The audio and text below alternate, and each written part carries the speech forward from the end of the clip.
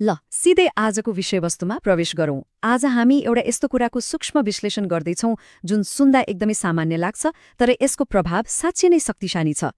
हामी नेपाली युट्युब इकोसिस्टममा दर्शकहरूलाई टिकाइराख्न अर्थात् अडियन्स रिटेन्सनको लागि प्रयोग हुने मात्र 2 वाक्यको एउटा अत्यन्तै सघन ब्लुप्रिन्टको डिकोडिङ गर्दैछौँ। डिजिटल संसारमा ध्यान तान्नु मात्र ठूलो कुरा होइन नि, दर्शकलाई एउटा निश्चित यात्रा गराउनु चाहिँ खास कला हो, र आज हामी ठ्याक्कै त्यही कलाको पर्दाफास गर्नेछौँ। यो स्रोत सामग्रीलाई एकपटक सरसर्ती हेरौँ। यो डिजिटल सञ्चारको एउटा यस्तो उत्कृष्ट र कम्प्याक्ट नमुना हो जसले दर्शकको सम्पूर्ण यात्राको नक्सा नै कोरिदिन्छ।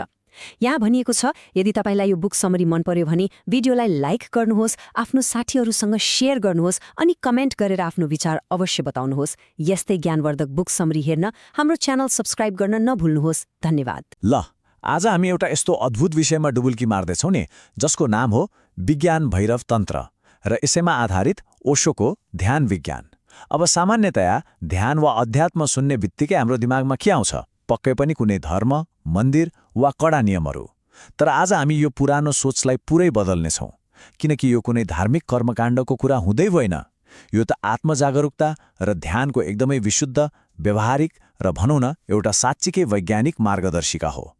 ओशोले यो प्राचीन ग्रन्थलाई यति आधुनिक र सरल तरिकाले प्रस्तुत गर्नुभएको छ नि, जहाँ कुनै सिद्धान्त मान्न करै लाग्दैन। मात्र एउटा कुरा छ, यसलाई आफैमाथि प्रयोग गरेर हेर्ने।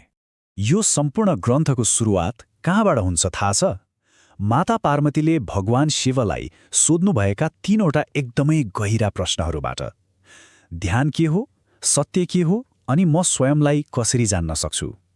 सुन्दा कति सरल लाग्छन् है यी प्रश्नहरू, तर यिनको उत्तर पाउन त्यति नै चुनौतीपूर्ण छ। साँच्चै भन्नुपर्दा यी प्रश्नहरूले मानव जातिको सबैभन्दा गहिरो जिज्ञासालाई बोकेका छन्, र ठ्याक्कै यही बिन्दुबाट एउटा एकदमै अद्भुत भित्री यात्रा सुरु हुन्छ। पहिलो खण्ड दिव्य संवाद, जहाँ सिद्धान्तभन्दा कार्यलाई महत्त्व दिएको छ। ल अब यसमा गहिरिएर हेरौँ है त। शिवले पार्वतीका ती गहन प्रश्नहरूको उत्तरमा कुनै लामो चौडा फिलोसफी, उपदेश वा यसो गर ओसो गर भनेर नियमहरू दिनु भएन। सुन्दा अचम्म लाग्न सक्छ, तर उहाँले सिधै 115वटा एकदमै प्रयोगात्मक ध्यान विधिहरू दिनुभयो। यो त आफैमा एउटा क्रान्ति नै हो नि। यसले के प्रश्न पार्छ भने ध्यान भनेको दर्शन होइन, यो त विज्ञान हो। जसरी लाभमा हामी प्रयोग गर्छौँ नि, ठिक त्यसै गरी यसलाई आफ्नै शरीर र मनमा प्रयोग गर्नुपर्छ। यहाँनिर शब्द र सत्य बीचको एउटा निकै रोचक भिन्नता देखाइएको छ। हेर्नुहोस्, शब्दहरू सधैँ बाहिरी हुन्छन्, तर सत्य भने सधैँ हाम्रो भित्र हुन्छ। ओशोले यहाँ कतै स्पष्ट भन्नुभएको छ भने सत्यलाई कुनै किताब पढेर, लाइन घोकेर वा कसैको मिठो प्रवचन सुनेर मात्रै बुझ्न सकिँदैन। शब्दहरूले त केवल बाटो उता छ भनेर औँलाले देखाउने मात्र हुन्, तर त्यो बाटोमा हिँड्ने काम त हाम्रो आफ्नै हो नि। सत्य त अनुभव नै गर्नुपर्छ। जब कोही पूर्ण मौनतामा डुब्छ, मात्र त्यही बेला त्यो भित्री सत्यको साँचो आनन्द लिन सकिन्छ।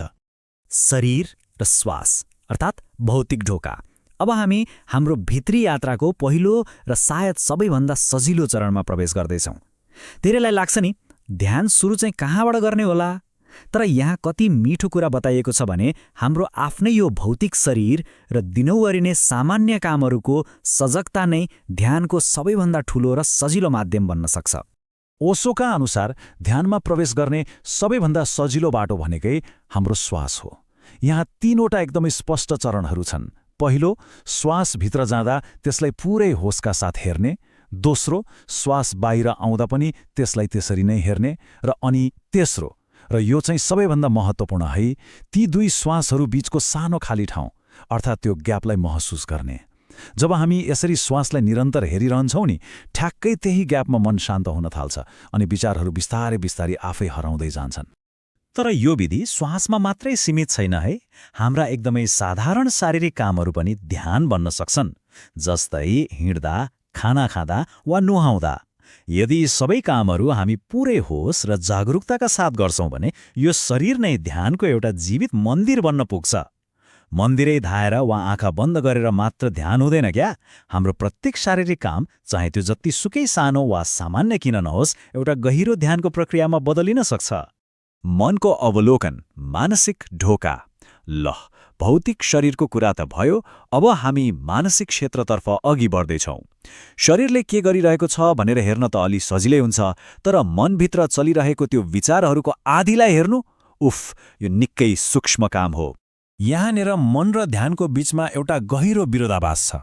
मनको बानी कस्तो हुन्छ भने यो कि त बितेका पुराना यादहरूमा हराउँछ, कि त आउन बाँकी भविष्यको चिन्ता र प्लानिङमा भड्किरहन्छ। मन कहिल्यै पनि अहिले र यहाँ टिक्दैन। तर ध्यानको अर्थ नै के हो भने यही वर्तमान क्षणमा पूर्ण रूपले उपस्थित हुनु। जब मनको त्यो टाइम ट्राभल गर्ने बानी रोकिन्छ र हामी ठ्याक्कै यही पलमा मात्र केन्द्रित हुन्छौँ, तब मात्र एउटा साँचो शान्तिको जन्म हुन्छ। यहाँनिर ध्यान सुरु गर्न खोज्नेहरूले पाल्ने एउटा ठूलो भ्रमलाई तोडिएको छ। हामीमध्ये धेरैले मनलाई जबरजस्ती चुप लाग भनेर शान्त पार्न खोज्छौँ नि, तर यहाँ बुझ्नुपर्ने सबैभन्दा गहिरो कुरा के हो भने विचारहरूलाई दबाउने होइन, स्वीकार्ने हो। ओशोले एकदमै प्रष्ट भन्नुभएको छ, मनसँग लड्दै नलड्ने, विचारहरूलाई जबरजस्ती रोक्दै नरोक्ने। विचार आइरहेका छन्, ठिक छ, तिनलाई मात्र हेर्ने। रिस उठिरहेको छ वा दुःख लागिरहेको छ, तिनलाई पनि कुनै रियाक्सन नजनाई यो राम्रो वा नराम्रो नभनिकन मात्र हेर्ने। यसरी निष्पक्ष रूपमा हेर्ने वा साक्षी बन्ने कला नै वास्तवमा ध्यान हो। भावनाहरूको रूपान्तरण अर्थात् भावनात्मक केमिया। अब यो खण्डमा हामी अझ गहिरो स्तरमा जाँदैछौँ। यहाँ मानव जीवनका एकदमै शक्तिशाली र तीव्र ऊर्जाहरूलाई कसरी सम्बोधन गर्ने भनेर खुलाइएको छ। काम, ऊर्जा, क्रोध र दुःख। हाम्रो समाजमा प्राय यस्ता गहिरा ऊर्जाहरूलाई नराम्रो नजरले हेरिन्छ वा भनौँ भित्रभित्रै दबाइन्छ। तर यो ग्रन्थको दृष्टिकोण पुरै फरक छ। यहाँ कुनै नैतिकताको पाठ पढाइएको छैन। यी कुराहरू केवल ऊर्जाहरू हुन्। यिनलाई दबाउनु वा यिनबाट भागेर हिँड्नु कुनै समाधान हुँदै होइन। झन् दबायो भने त यी विकृत पो हुन्छन् त। तर त्यसको सट्टा जब हामी यी ऊर्जाहरूलाई पूर्ण जागरुकताको प्रकाशमा ल्याउँछौँ र होसपूर्वक हिँड्छौँ नि, तब यिनै ऊर्जाहरूलाई अत्यन्तै सकारात्मक र सृजनात्मक शक्तिमा बदल्न सकिन्छ। साँच्चै यो एउटा गजबको प्रक्रिया हो। यहाँ दुईवटा एकदमै शक्तिशाली कुराहरू राखिएका छन्, साँचो प्रेम र मृत्यु।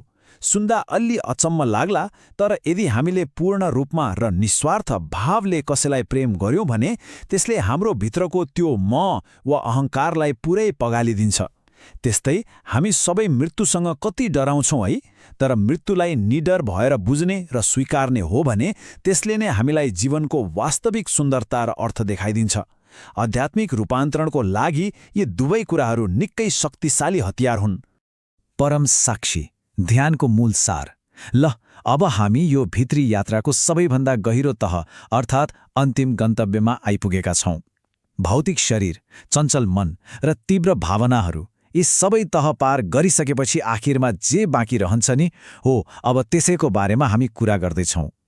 र यसले सम्पूर्ण पुस्तकको सबैभन्दा महत्त्वपूर्ण सन्देशलाई छर्लङ्ग पार्छ, र त्यो हो साक्षी भाव अर्थात् सबै कुरालाई अवलोकन गर्ने चेतना। यो कुनै सोच्ने कुरा होइन, यो त एउटा यस्तो गहिरो अनुभूति हो जहाँ हामीलाई एकदमै प्रष्ट हुन्छ कि हामी न त यो भौतिक शरीर हौँ, न त यो निरन्तर कुदिरहने मन हौँ। हामी त केवल एउटा विशुद्ध दर्शक वा साक्षी मात्र हौँ, जसले यी सबै घटनाक्रमहरू भइरहेको चुपचाप हेरिरहेको छ।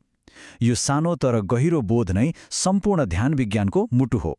त्यसो भए यो साक्षी भावलाई व्यवहारमा चाहिँ कसरी उतार्ने त? यसको तरिका एकदमै व्यवस्थित छ। सुरुमा शरीर र यसका क्रियाकलापहरूलाई हेर्ने, त्यसपछि मन र यसका विचारहरूलाई हेर्ने, अनि भावना र तिनका छालहरूलाई पनि हेर्ने। यसरी लगातार बिना कुनै भेदभाव हरेक कुरालाई मात्र हेर्दै जाँदा हामीले आफूलाई जुन झुटा पहिचानहरूसँग जोडेर राखेका थियौँ नि, जस्तै म शरीर हुँ, म मन हुँ भन्ने भ्रमहरू, ती सबै बिस्तारै पात झरे झैँ झर्दै जान्छन्। अनि जब हरेक कुरा मात्र हेर्ने विषय बन्छन्, तब अन्त्यमा त्यो हेर्नेवाला विशुद्ध चेतना मात्र बाँकी रहन्छ। अब प्रश्न आउँछ, ती सबै 115वटा ध्यान विधिहरूको अन्तिम लक्ष्य आखिर हो चाहिँ के? यसको मुख्य उद्देश्य भनेको आफ्नो वास्तविक स्वरूपलाई चिन्नु र भित्र रहेको त्यो अहङ्कारलाई जरोदेखि उखेलेर फाल्नु हो। अनि एउटा यस्तो परम शान्तिमा पुग्नु हो जहाँ ब्रह्माण्डीय ऊर्जाको साँचो अनुभव हुन्छ। यो कुनै बाहिर गएर कमाउने उपलब्धि होइन, यो त पुरै आफ्नो भित्र फुल्ने शान्ति हो। हाम्रो आजको व्यस्त जीवनको लागि यो ग्रन्थबाट निकालिएका केही एकदमै व्यावहारिक शिक्षाहरू छन्, जस्तै जीवनलाई धेरै गम्भीर नबनाउने, किनकि धेरै गम्भीर हुँदा हाम्रो अहङ्कार मात्रै बढ्छ। सधैँ जागरुक रहने विगत र भविष्यको त्यो बेकारको टेन्सन छोडेर ठ्याक्कै यही वर्तमान क्षणमा मात्र बाँच्ने, जे भइरहेको छ त्यसको साक्षी बन्ने अनि बाहिर जतिसुकै दौडधुप भए पनि बेला बेला आफ्नो भित्र फर्किने अभ्यास गरिरहने। सुन्दा यी 5वटा बुदाहरू कति सामान्य लाग्छन् है, तर यिनलाई साँच्चै जीवनमा उतार्ने हो भने यसले हाम्रो जीवनलाई पुरै रूपान्तरण गरिदिन सक्छ। हामी यो प्रस्तुतिको अन्त्यतिर आइसकेका छौं र यो एउटा सन्देशले आजको सम्पूर्ण कुरालाई चट्ट एकै वाक्यमा समेट्छ। जुन सत्यको खोजी हामी बाहिर गरिरहेका छौं नि त्यो हाम्रै भित्र छ। यसले फेरि पनि यही कुरा प्रमाणित गर्छ कि ध्यान भनेको कुनै बाहिरी कर्मकाण्ड वा धार्मिक रीतिरिवाज होइन। यो त आत्मखोजको एउटा विशुद्ध विज्ञान हो जसले हामीलाई बाहिरी संसारको यो अन्त्यहीन दौडबाट एकछिन रोकेर आफ्नै भित्र फर्किन र आफैलाई चिन्न एकदमै गहिरो आह्वान गर्छ। र अन्त्यमा यहाँ एउटा यस्तो प्रश्न छ जसले हामी सबैलाई एकदमै गहिरो सोचमा डुबाउनेछ र सायद आजको यो कुराकानी सकिएपछि पनि दिमागमा गुन्जिरहनेछ। सोचौं त, यदि यो भौतिक शरीर, यो चञ्चल मन र यी उथलपुथल हुने भावनाहरू केवल हेर्नका लागि मात्र हुन्, अर्थात् यी सबै दृश्य मात्र हुन् भने ती सबैलाई निरन्तर हेरिरहने त्यो दर्शक वा अवलोकनकर्ता वास्तवमा को हो त? यसको उत्तर कुनै पनि किताबमा, इन्टरनेटमा वा अरू कसैको शब्दमा पक्कै भेटिँदैन। यसको साँचो उत्तर पाउनका लागि त ध्यानको माध्यमबाट आफैभित्रको गहिरो यात्रा सुरु गर्नुको कुनै विकल्प नै छैन।